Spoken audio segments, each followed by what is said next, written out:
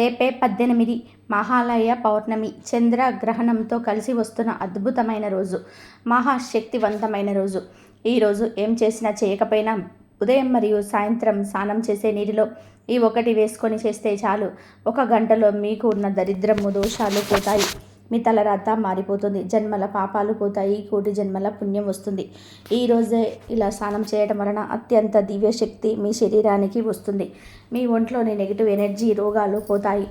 మనోవ్యాధులు నయమైపోతాయి. మీ దేహానికి నూతన ఉత్తేజము, నూతన కాంతి వస్తుంది. రాజయోగం పడుతుంది. ఇక మీరు ఏ పని చేసినా విజయం మిమ్మల్ని వరిస్తుంది. చేతి నిండా సంపాదించే సామర్థ్యాన్ని పొందుతారు. మరి ఇంతకీ ఈరోజు నీటిలో ఏం వేసుకొని స్నానం చేయాలనే విషయాన్ని ఇప్పుడు ఈ వీడియోలో వివరంగా తెలుసుకుందాం. ఫ్రెండ్స్, ఈ వీడియోని ఎక్కడ కూడా స్కిప్ చేయకుండా చివరి వరకు చూడండి. అలాగే మా ఛానల్ని కూడా సబ్స్క్రైబ్ చేసుకొని మాకు సపోర్ట్ చేయండి. మహాలయ పౌర్ణమి తర్వాత వచ్చే పౌర్ణమి రోజులను మహాలయ పక్షం లేదా పితృపక్షం అంటారు. ఈ మహాలయ పక్షాన్ని పితృపక్షాన్ని అని కూడా అంటారు. మన ఇంట్లో మరణించిన పెద్దవారికి స్వార్థం పెట్టడానికి ఈ 15 రోజులు ఎంతో ముఖ్యమైనవిగా పరిగణిస్తారు. ఇలా పితృపక్షంలోని పిండ ప్రదానం చేయడం వలన పెద్దవారి ఆత్మ సంతోషిస్తుందని పండితులు చెప్తున్నారు. భాద్రపద మాసంలో వచ్చే పౌర్ణమి నుంచి అమావాస్య వరకు ఈ పితృపక్షాలను నిర్వహిస్తారు. ఈ 15 రోజులు ఏదో ఒక రోజు మరణించిన మన కుటుంబ సభ్యులకు స్వార్థం పెట్టడం వలన ఎంతో పుణ్యం లభిస్తుంది. 15 రోజులలో ఒక రోజు ఉదయాన్నే నదీ స్నానం చేసి మన పెద్దవారికి పూజలు చేసి పిండ ప్రదానం చేయాలి. పిండాన్ని జలచరాలకు, కాకులకు, గ్రద్దలకు పెట్టడం వలన వారి ఆత్మ సంతృప్తి చెంది మనపై ఉన్నటువంటి పితృదోషాలు తొలగిపోతాయి.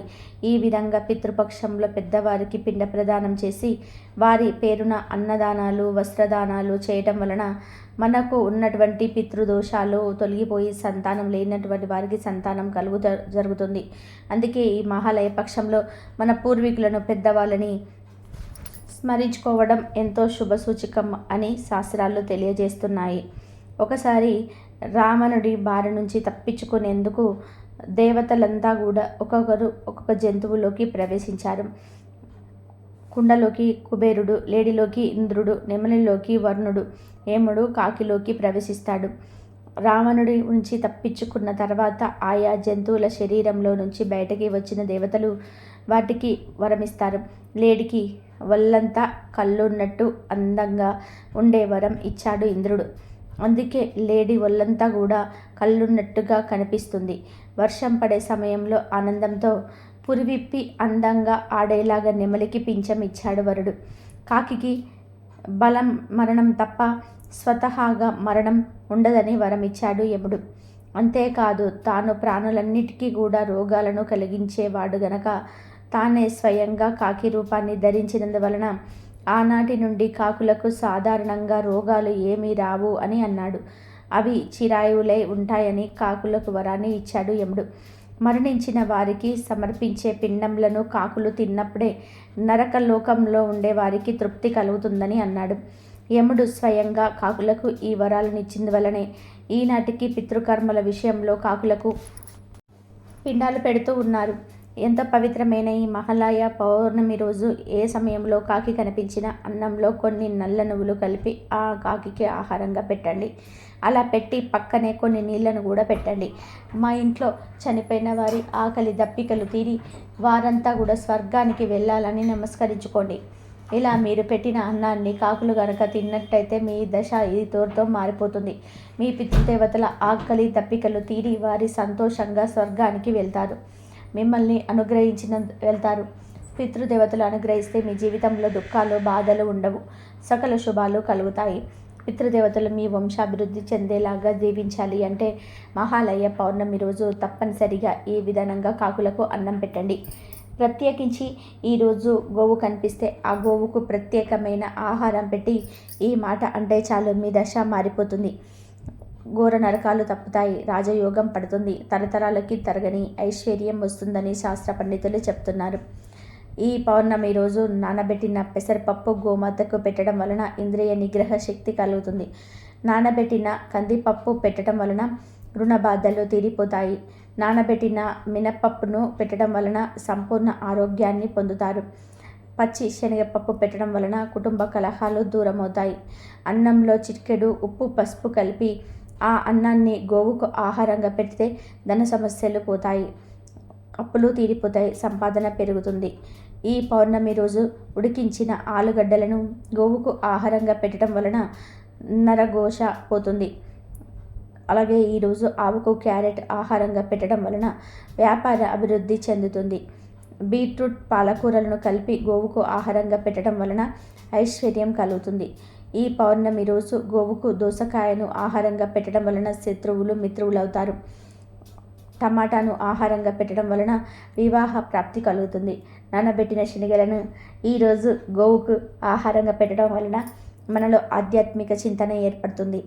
రాగిపిండి మరియు బెల్లము కలిపి గోవుకు పెడితే మనకున్న దరిద్రాలు తొలగిపోతాయి.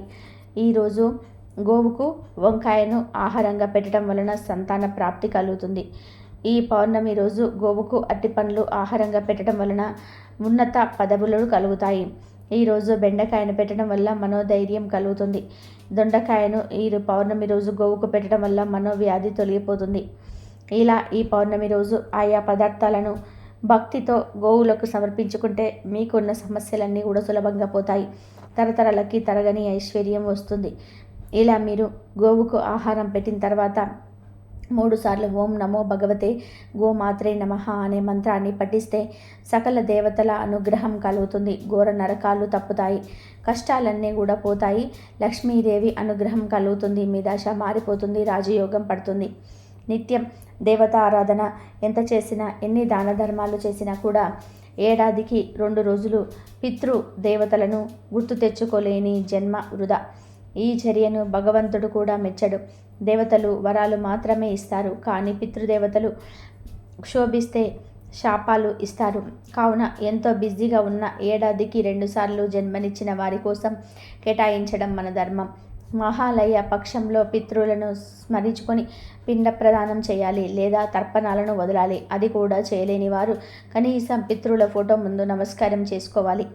అప్పుడే పితృదేవతలు సంతోషిస్తారు. దానశీలిగా పేరు పొందిన కర్ణుడికి మరణం అనంతరం స్వర్గం ప్రాప్తించింది. ఆయన స్వర్గాల లోకానికి వెళుతూ ఉండగా మార్గ మధ్యంలో ఆకలి దప్పిక కలిగాయి. ఇంతలో ఒక ఫలవృక్షం కనిపించింది.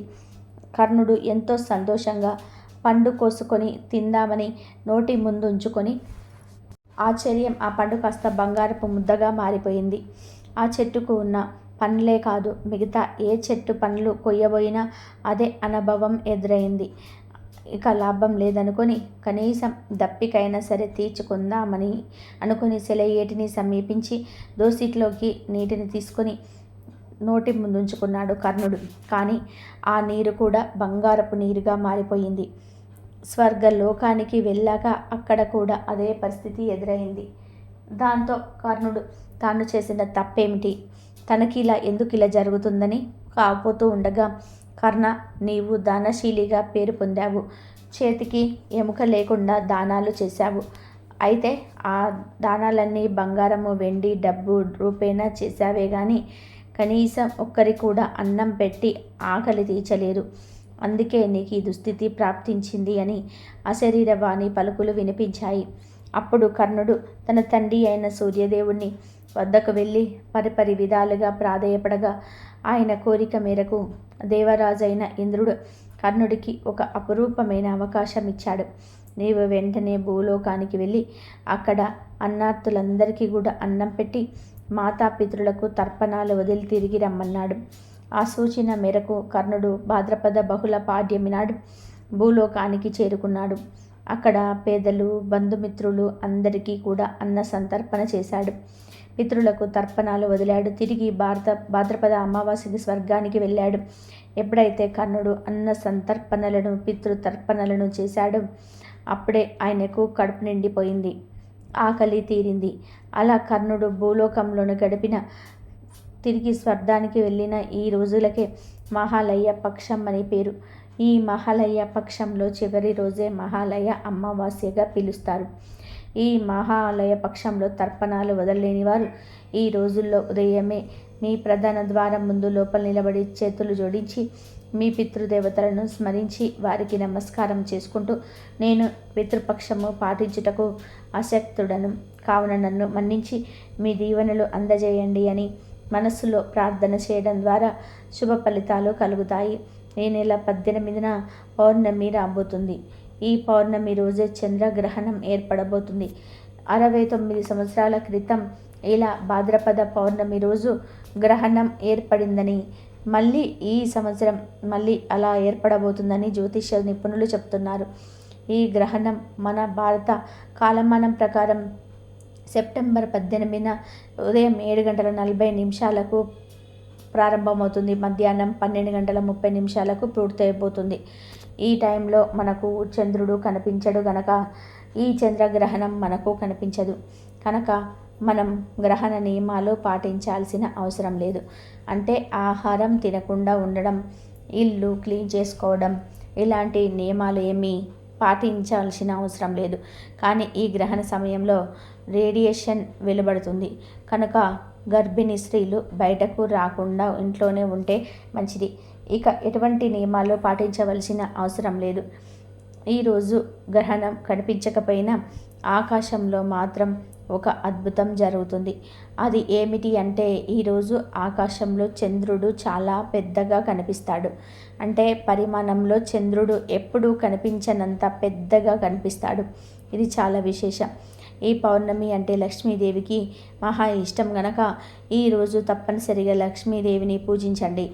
ఏమీ లేదు, చక్కగా అమ్మవారి ఫోటోకి బొట్లు పెట్టుకొని ఒక పసుపు రంగు పుష్పాన్ని సమర్పించుకొని పాలల్లో బెల్లం కానీ పటిక బెల్లం కానీ కలిపి ఆ పాలను నైవేద్యంగా పెట్టి దీపం వెలిగించుకొని సింపుల్గా పూజ చేసుకోండి. కనీసం అమ్మవారి ముందు దీపాన్నైనా సరే వెలిగించండి. ఈరోజు అమ్మవారిని ప్రసన్నం చేసుకునే ప్రయత్నం చేయాలి. ఎంతో శక్తివంతమైన ఈ చంద్రగ్రహణంతో కలిసి వస్తున్న ఈ పౌర్ణమి రోజున కలబంద మొక్కతో ఒక చిన్న పరిహారాన్ని చేస్తే చాలు, దరిద్రాలన్నీ కూడా పోయి సకల ఐశ్వర్యాలు సిద్ధిస్తాయని శాస్త్రాలు చెప్తున్నాయి. ఈ కలబంద పరిహారం చేసుకోవడం వలన నరదిష్టి, నరఘోష, కనుదృష్టి కూడా పోతాయి. ఈ పరిహారానికి ₹1 కూడా ఖర్చు చేయాల్సిన అవసరం లేదు. అసలు ఏం చేయాలి అంటే ఏమీ లేదు. ఈ పౌర్ణమి రోజున చక్కగా చిన్న కలబంద మొక్కను తెచ్చుకోండి. అంటే కలబంద మొక్కకు పక్కన పిలకలు వస్తూ ఉంటాయి కదా, ఆ చిన్న కలబంద మొక్కను తెచ్చుకోండి. అంటే లేక కలబంద మొక్కనైనా కొమ్మనైనా సరే తెచ్చుకోవచ్చు. మీ ఇంట్లో పెంచుకున్న కలబంద మొక్క నుండి కోసి తెచ్చుకున్నా పర్వాలేదు, లేదా వేరే వారి ఇంటిలో నుండి తెచ్చినా పర్వాలేదు. ఎలాగోలాగా ఒక చిన్న కలబంద మొక్కను కానీ లేదా కలబంద కొమ్మను కానీ తెచ్చుకోండి. తర్వాత దానిని పసుపు నీటితో శుభ్రం చేయండి. అంటే పసుపు నీళ్ళు చల్లితే చాలు, కలగాల్సిన అవసరం లేదు. తర్వాత ఈ కలబంద మొక్కకు లేదా కొమ్మకు ఒక పసుపు రంగు దారాన్ని చుట్టండి. అంటే బట్టలు కుట్టే దారం ఉంటుంది కదా, ఆ దారాన్ని 2-3 మడతలు వేసి ఆ దారాన్ని ఈ కలబంద మొక్కకు చుట్టేయండి. ఎన్ని చుట్లు వస్తే అన్ని చుట్లు చుట్టేయండి. ఆ తర్వాత ఈ కలబందను ఒక ఎరుపు రంగు వస్త్రంలో పెట్టండి. నా కచ్చిపంతా వస్త్రం తీసుకొని దానిలో పెట్టండి. ఈ కలబందతో పాటుగా ఒక పసుపు రంగు నిమ్మకాయను కూడా పెట్టండి. అంటే నిగనిగలాడే ఒక మంచి నిమ్మకాయను పెట్టండి. మచ్చలు పుచ్చులు ఉన్నది కాదు. నిమ్మకాయ ఎందుకు పెట్టాలంటే నిమ్మకాయకు నెగిటివ్ ఎనర్జీని లాక్కునే శక్తి ఉంటుంది. నిమ్మకాయ దుష్ట శక్తులను తరిమి కొడుతుంది, నరదిష్టిని, నరఘోషను పోగొడుతుంది. మన జీవితాన్ని అద్భుతంగా మార్చే శక్తి నిమ్మకాయకు ఉంది కనుక ఒక నిమ్మకాయను కూడా ఈ వస్త్రంలో వేయండి. అలాగే 5 లవంగాలను 5 మిరియాలు వేయాలి. లవంగాలు, మిరియాలు పాజిటివ్ ఎనర్జీని అట్రాక్ట్ చేస్తాయి. ఇవంటే లక్ష్మీదేవికి ఎంతో ఇష్టం. లవంగాలు, మిరియాలలో అతీత శక్తులు ఉంటాయి కనుక వీటికి పరిహార శాస్త్రంలో ఎంతో ప్రాధాన్యతను ఇచ్చారు. ఇటువంటి లవంగాలను, మిరియాలను ఈ పరిహారంలో వాడుతున్నాం కనుక ఖచ్చితంగా మనకు ఫలితం వస్తుంది. ఇవన్నీ వేసిన తర్వాత చివరిలో చిటికెడు పసుపును, కుంకుమను కూడా వేయండి. వీటన్నిటికి కూడా ధూపం చూపించి ఆ తర్వాత చిన్న మూటలాగా కట్టేయండి. ఆ మూటను చేతిలో పట్టుకొని ఒకసారి ఇల్లంతా తిరగండి.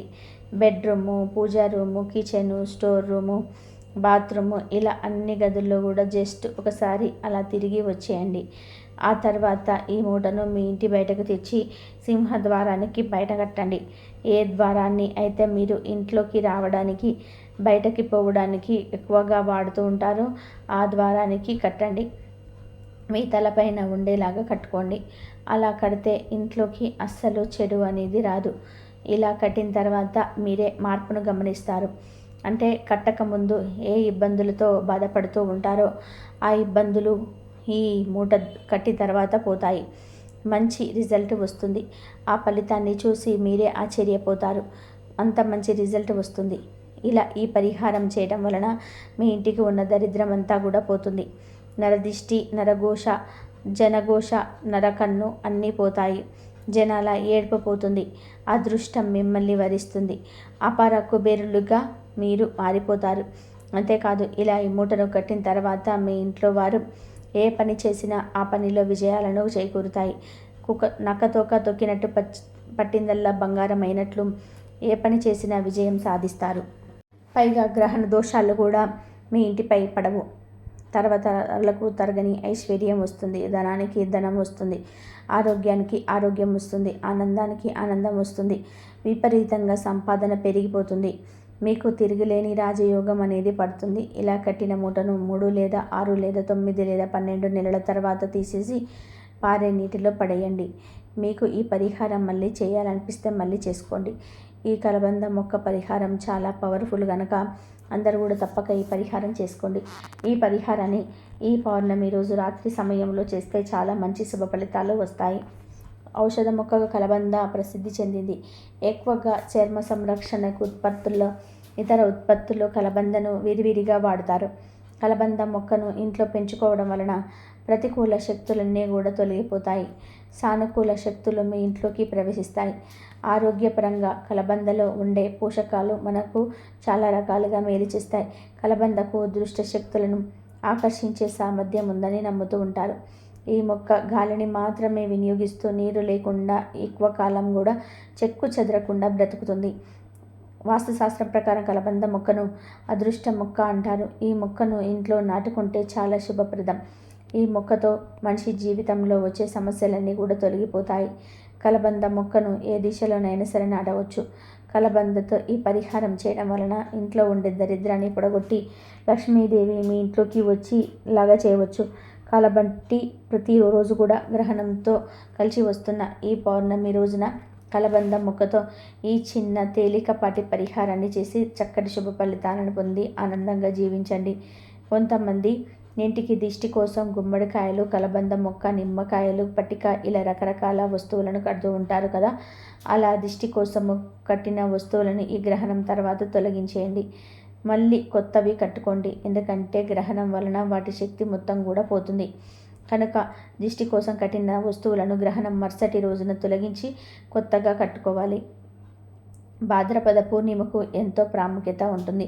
ఈ రోజున విష్ణు రూపమైనటువంటి సత్యనారాయణ స్వామి వారికి పూజలు చేస్తారు. ఇదే రోజు ఉమామహేశ్వర ఉపవాసం కూడా చేస్తారు. ఈ రోజున పితృదేవతలకు ఆర్జ్యం ఇవ్వడం, గోమాతకు అవిస ఆకులు పెట్టడం వలన కష్టాలు తొలగి శుభ ఫలితాలను కలుగుతాయి. భాద్రపద పూర్ణిమ నాడు సత్యనారాయణ స్వామిని ఆరాధించడం ద్వారా ఈతి బాధలు తొలగిపోతాయి. ఈరోజు ఉదయం నిద్రలేచి శుచిగా స్నానమాచరించాలి. తీర్థాలు, కొలను, చెరువులో స్నానం చేస్తే మరీ మంచిది. వ్రతం చేయదలిచిన వారు సత్యనారాయణ వ్రతం ఆచరించాలి. సత్యనారాయణ కథను విన్న తర్వాత ప్రసాదాన్ని తీసుకోవడం మరవకూడదు. ఆపై బ్రాహ్మణులకు వస్త్రదానం చేయాలి. అలాగే ఉమామహేశ్వర వ్రతం కూడా ఈరోజు ఆచరించవచ్చు. భాద్రపద పూర్ణిమ నాడు చాలామంది ఉమామహేశ్వర ఉపవాసం చేస్తారు. ఉమామహేశ్వర వ్రతం మహిళలకు చాలా ముఖ్యం. వ్రతం చేయడం వలన తెలివైన సంతానంతో పాటు అదృష్టం కూడా వరిస్తుంది. ఈ పూజ ఎలా చేయాలంటే శివపార్వతీదేవి విగ్రహాన్ని లేదా పటాన్ని పూజ గదిలో ఉంచి వారికి ధూపము, దీపము, అత్తరు, పువ్వులు సమర్పించాలి. స్వచ్ఛమైన నేతితో కలిపిన ప్రసాదాన్ని నైవేద్యంగా సమర్పించాలి. మత్స్య పురాణంలో ఉమామహేశ్వర వ్రతం ప్రస్తావించబడింది. ఒకసారి దుర్వాస మహర్షి శంకరుని దగ్గర తిరిగి వస్తూ ఉండగా శ్రీ మహావిష్ణువు కలిశాడు. అప్పుడు శివుడు తనకిచ్చిన బిల్వమాలను విష్ణువుకు కానుకగా ఇచ్చాడు దుర్వాసురుడు. విష్ణువు దానిని గరుడం మెడలో వేశాడు. అది చూసిన మహర్షి దుర్వాసురకు కోపం వచ్చి విష్ణువును శపించాడు. నువ్వు శివుడిని అగౌరవపరిచాడు కాబట్టి శ్రీ మహాలక్ష్మి నుంచి దూరం అవుతావని దుర్వాస మహర్షి విష్ణువును శపిస్తాడు. లక్ష్మీదేవి క్షీరసాగరంలోకి వెళ్ళిపోయి నీకు దూరం అవుతుందని, శేషనాగు కూడా నీకు సహకరించదని శపిస్తాడు. అది విన్న విష్ణువు వెంటనే మహర్షిని క్షమాపణ కోరి గౌరవంగా శాపం నుండి విముక్తి పొందడానికి పరిష్కారాన్ని అడిగాడు. అప్పుడు దుర్వాస మహర్షి శాంతించి ఉమామహేశ్వర వ్రతం ఆచరించాలని ఉపాయం చెప్తాడు. ఆ రోజు ఉపవాసం చేయమని మహర్షి వెల్లడిస్తాడు. అలా ఉమామహేశ్వర వ్రతం ఆచరించిన తర్వాత శ్రీ మహావిష్ణువు లక్ష్మీదేవిని తిరిగి పొందగలిగాడని పురాణాలు చెప్తున్నాయి. ఎంతో పవిత్రమైన ఈ పౌర్ణమి గ్రహణం రోజున ఒక ప్రత్యేకము చెట్టును తాకితే చాలు మీ దశ తిరిగిపోతుంది అని శాస్త్రాలు చెప్తూ ఉన్నాయి. మరి ఆ చెట్టు ఏమిటి అంటే రావి చెట్టు. ఈరోజు రావి చెట్టుకు విపరీత శక్తులు వస్తాయి గనక ఈరోజు ఏ సమయంలోనైనా సరే చక్కగా స్నానం చేసుకొని దగ్గరలో ఉండే రావి చెట్టు దగ్గరికి వెళ్ళండి. ముందుగా రావి చెట్టుకు చెంబడు నీళ్లు పోయండి. తర్వాత చీట్కెట్ పసుపు కుంకుమలను రావి చెట్టు మొదట్లో వేసి చెట్టు చుట్టూ 11 సార్లు ప్రదక్షిణలు చేయండి. ఇలా ప్రదక్షిణలు చేసిన తర్వాత 11 సార్లు ఆ చెట్టును తాకండి. ఇలా తాకడం వలన ఆ చెట్టులోని అద్భుత శక్తులు మీ శరీరంలోకి ప్రవేశిస్తాయి. అలా రావి చెట్టును తాకే సమయంలో మీ మనసులోని కోరికను చెప్పుకోండి. తప్పక ఆ కోరిక నెరవేరుతుందని శాస్త్రాలు చెప్తూ ఉన్నాయి. ఇలా ఈరోజు రావి చెట్టును తాకితే 1 గంటలోనే మీ శరీరంలోని దరిద్రం మొత్తం కూడా పోతుంది. మీ ఒంట్లో నెగిటివ్ ఎనర్జీ, నెగిటివ్ శక్తి అనేది పోతుంది. దైవిక శక్తులు వస్తాయి. మీ దశ మారిపోతుంది. కటిక దరిద్రుడైనా సరే రాజ్యం వెళ్ళడం ఖాయం. అంతేకాదు ఈరోజు ఈ చెట్టును తాకడం వల్ల గ్రహణం ఎఫెక్ట్ మీపై పడదు. ఒకవేళ పడిన ఆ గ్రహణ దోషాలన్నీ కూడా పోతాయి. మీకు తిరుగులేని రాజయోగం పడుతుంది. పట్టిందల్లా బంగారం అవుతుంది. రావి చెట్టుకు ఎంతో ప్రాముఖ్యత ఉంటుంది. అన్ని వృక్షాల్లోకెల్లా రావి చెట్టు పరమ పవిత్రమైనదని శ్రీమద్ భాగవతంలో శ్రీకృష్ణ భగవానుడు చెప్పాడు. రావి చెట్టును విష్ణు నివాసంగా పరిగణిస్తారు. అశ్వత్థ వృక్షం కనిపిస్తుంది. ఎక్కిన రావి చెట్టు కింద పరమ భక్తులైన హిందువులు తమ ప్రాణాలను సైతం వదిలిపెట్టడానికి ఇష్టపడుతూ ఉంటారు. రావి చెట్టు వేలల్లో విష్ణుమూర్తి, చెట్టు కాండంలో శివుడు, కొమ్మంలో నారాయణుడు, ఆకులతో హరి, చెట్టు కాయలలో వసుదేవతలు గురువు కొలువై ఉంటారని స్కాంద పురాణం చెప్తుంది.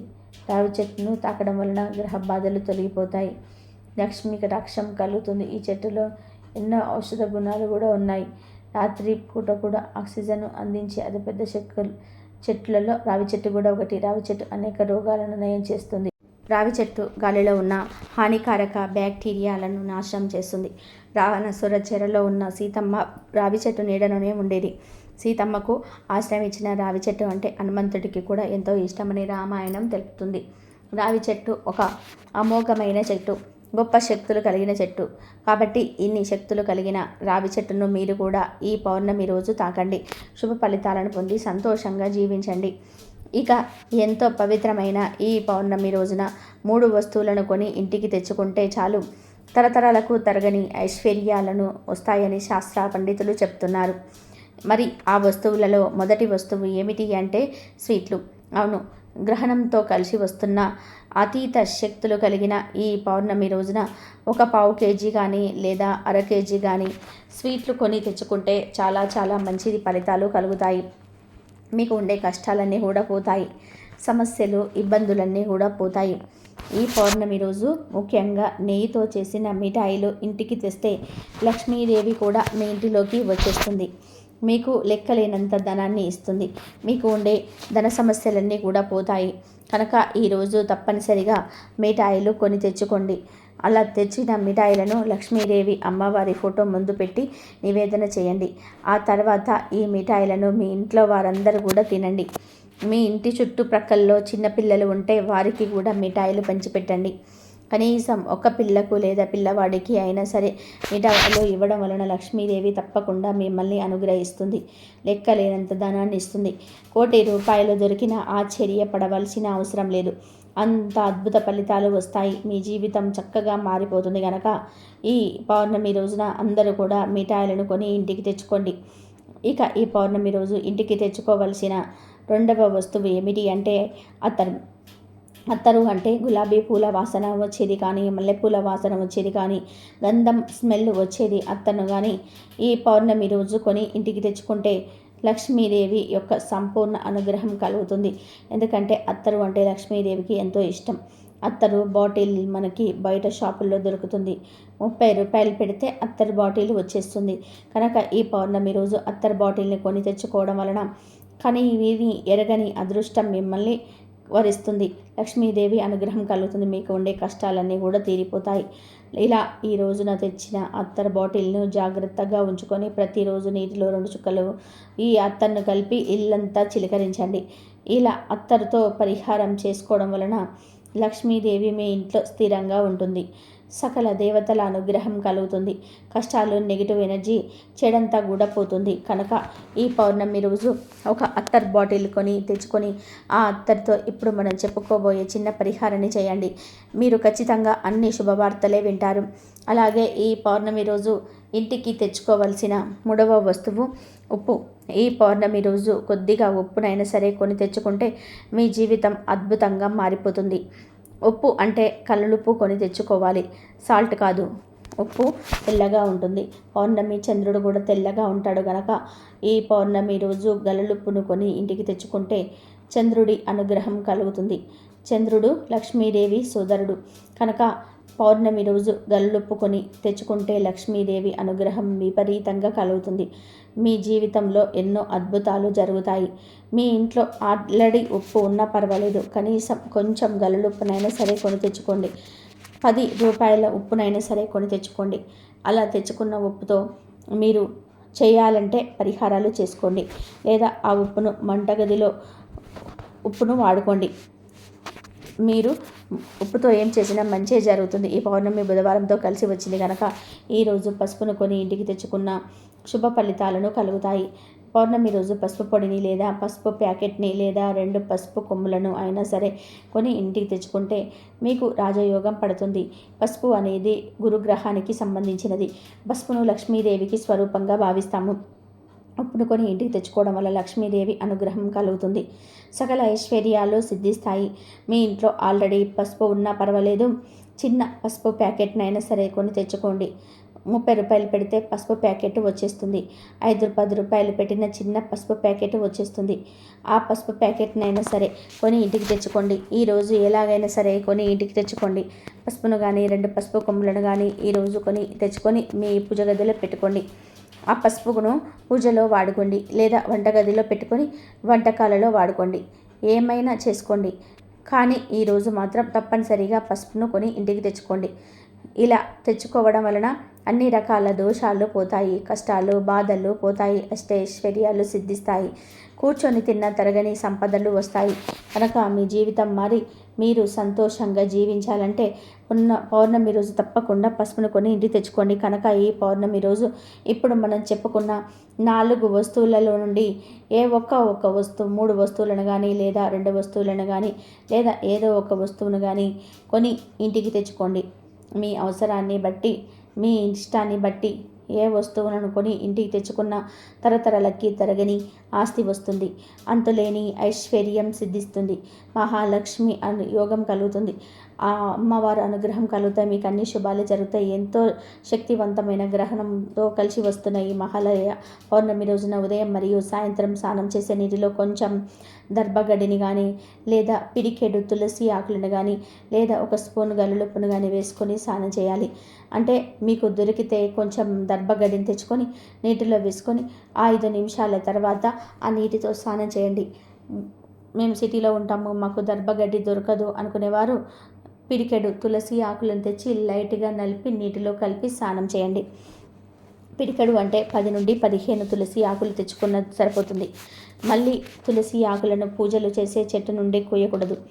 పూజలు చేయని తులసి చెట్టు నుండే కోసి తెచ్చుకోవాలి. ఇక ఇవేమీ దొరకని వారు 1 స్పూన్ గల్లుప్పును నీటిలో కలుపుకొని శుభ్రం చేసుకోవాలి. ఇలా స్నానం చేసుకుంటే గంటలో మీకున్న దరిద్రము దోషాలు పోతాయి.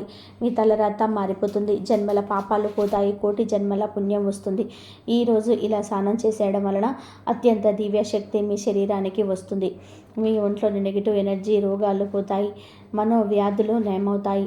మీ దేహానికి నూతన ఉత్తేజము, నూతన కాంతి వస్తుంది. రాజయోగం పడుతుంది. ఇక మీరు ఏ పని చేసినా విజయం మిమ్మల్ని వరిస్తుంది. చేతి నిండా సంపాదించే సామర్థ్యాన్ని పొందుతారు. అంతేకాదు, ఇలా స్నానం చేయడం వలన గ్రహణ ప్రభావం మీపై పిసరంతా కూడా పడదు. కనుక రేపు అందరూ ఈ విధంగా స్నానం చేసి శుభ ఫలితాలను పొందండి. ఈ పౌర్ణమి రోజు చాలా శక్తివంతమైనది. ఎందుకంటే ఈ పౌర్ణమి రోజు గ్రహణం ఏర్పడుతుంది కాబట్టి. అయితే ఈ శక్తివంతమైన పౌర్ణమి రోజున నిమ్మకాయలతో ఒక చిన్న పని చేస్తే 60 నిమిషాల్లో మీ దశ మారిపోతుంది. మన అందరికీ తెలుసు నిమ్మకాయ చాలా శక్తివంతమైనదని. కొత్తగా ఇల్లు కట్టుకుంటే నిమ్మకాయలను ఇంటికి దిష్టి పోవడానికి కడుతూ ఉంటాము. కొత్తగా వాహనం ఏర్పడుకున్న అది నిమ్మకాయలను కడుతుంటాము. చిన్నపిల్లల నుండి పెద్దవారి వరకు దిష్టి తీయడానికి నిమ్మకాయలను వాడుతూ ఉంటాము. నిమ్మకాయలకు చెడు శక్తిని లాగేసుకునే శక్తి ఉంటుంది. నిమ్మకాయలను అమ్మవారి పూజల్లో ఖచ్చితంగా వాడతాము. అలాంటి నిమ్మకాయలకు పౌర్ణమి రోజు ఒక పరిహారం చేస్తే 60 నిమిషాల్లో కుబేరులుగా మారిపోతారు. మరి పౌర్ణమి రోజు నిమ్మకాయలతో ఏం చేయాలో ఇప్పుడు మనం ఈ వీడియోలో వివరంగా తెలుసుకుందాం. ఎంతో పవిత్రమైన మరియు శక్తివంతమైన పౌర్ణమి రోజు సాయంత్రం నిమ్మకాయల పరిహారం చేయాలి. అది కూడా బాగా చీకటి పడిన తర్వాత చేయాలి. పౌర్ణమి రోజు ఉదయం మీరు పూజ చేస్తారు కదా, అప్పుడు ఒక మంచి నిమ్మకాయను తీసుకోండి. ఆ తర్వాత ఆ నిమ్మకాయను మీ ఇష్టదైవం ముందు కానీ, లక్ష్మీదేవి పటం కానీ ముందు పెట్టి మీ సంకల్పం చెప్పుకొని మీ ఇష్టదైవాన్ని నిష్టగా పూజించండి. ఇక పౌర్ణమి రోజు సాయంత్రం కాళ్ళు చేతులు కడుక్కొని దీపం వెలిగించుకోవాలి. ఆ తర్వాత ఒక రాగి ప్లేట్ని తీసుకోండి. ఈ పరిహారానికి రాగి ప్లేటు కావాలి. ఒక రాగి ప్లేట్ను తీసుకొని దానిని శుభ్రంగా కడిగి బొట్లు పెట్టండి. ఆ ప్లేట్ను మీ పూజ గదిలో మీ ఇష్టదైవం ముందు పెట్టి ఆ ప్లేట్లో గల్లులుప్పును కూడా వేయండి. ఇప్పుడు ఆ ఉప్పుపై చిటికెడు పసుపు కుంకుమను కూడా వేయండి. దేవుడు ముందు పెట్టిన నిమ్మకాయను తీసుకొని దానిని 2 ముక్కలుగా కట్ చేయండి. ఆ 2 ముక్కలకు కుంకుమను రాయండి. కుంకుమ అందిన నిమ్మకాయలను ముక్కలను ఉప్పుపై పెట్టండి. ఇప్పుడు ఆ నిమ్మకాయ ముక్కలపై 2 కర్పూర బిళ్ళలను కూడా పెట్టండి. ఒక్కొక్క నిమ్మకాయ ముక్కలపై ఒక్కొక్క కర్పూర బిళ్ళను పెట్టండి. ఆ తర్వాత ఆ ప్లేట్ను పట్టుకొని ఇంటి బయటకు వచ్చి కర్పూరాన్ని వెలిగించి ఇంటికి దిష్టి తీయండి. ఇలా పౌర్ణమి రోజు దిష్టి తీయడం వలన మీ ఇంటిపై ఉన్న ఏడ్పులు అన్నీ కూడా పోతాయి. మీ ఇంటిలో ఉన్న నెగిటివ్ ఎనర్జీ కూడా పోతుంది, బయటకు వెళ్ళిపోతుంది. ఉప్పు మరియు నిమ్మకాయ 2 నెగిటివ్ ఎనర్జీని బయటకి తరిమివేస్తాయి. ఈ రెండిటికి చాలా శక్తి ఉంది. ఉప్పు మరియు నిమ్మకాయ ధనాన్ని ఆకర్షిస్తాయి. ఇలా పౌర్ణమి రోజు చీకటి పడిన తర్వాత ఇలా చేయండి. 3 సార్లు సవ్య దిశలో, 3 సార్లు అపసవ్య దిశలో ప్లేట్ను తిప్పాలి. కొద్దిసేపు అయిన తర్వాత హారతి కొండెక్కుతుంది కదా, ఆ తర్వాత ఆ నిమ్మకాయను ఏదైనా పారే నీటిలో పడేయండి. లేదంటే ఏదైనా చెట్ల మొదట్లో పడేయండి. మీరు ఇంట్లో పెంచుకునే మొక్కలు ఉంటాయి కదా, అందులో కాకుండా బయట రోడ్డు పక్కలో ఉండే చెట్లల్లో పడేయండి. అక్కడ నిమ్మకాయలను ఉప్పును పడేసి ఇంటికి వచ్చేయండి. తర్వాత కాళ్ళు చేతులు కడుక్కొని ఇంట్లోకి వెళ్ళండి. పౌర్ణమి రోజు ఈ విధంగా మీ ఇంటికి దిష్టి తీస్తే మీ ఇంటికి ఉన్న వాస్తు దోషాలు కూడా పోతాయి. మరి ప్రతి ఒక్కరు కూడా పౌర్ణమి రోజు ఈ నిమ్మకాయతో ఇప్పుడు మనం చెప్పుకున్న విధానంగా చేసి కుబేరులుగా మారిపోండి. ఈ వీడియో నచ్చితే లైక్ చేయండి, షేర్ చేయండి, సబ్స్క్రైబ్ చేయండి. మరొక మంచి వీడియోతో మళ్ళీ కలుద్దాం.